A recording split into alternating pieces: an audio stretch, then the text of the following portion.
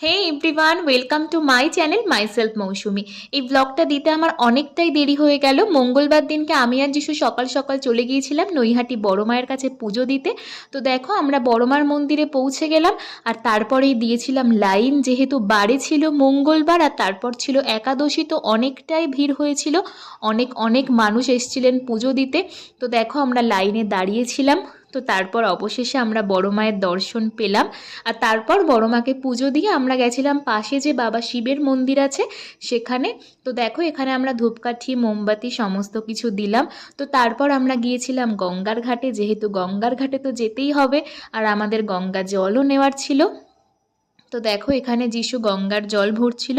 আর আমরা যেহেতু সকাল থেকে উপোস করেছিলাম, তাই বাড়ি আসার সময় আমরা একটা দোকানে পরোটার তরকারি খেয়েছিলাম। তো তোমরা অবশ্যই জানিও এই ব্লগটা তোমাদের কেমন লাগলো। সবাই অনেক অনেক ভালো থেকো, দেখা হচ্ছে নেক্সট ভিডিওতে, বাই।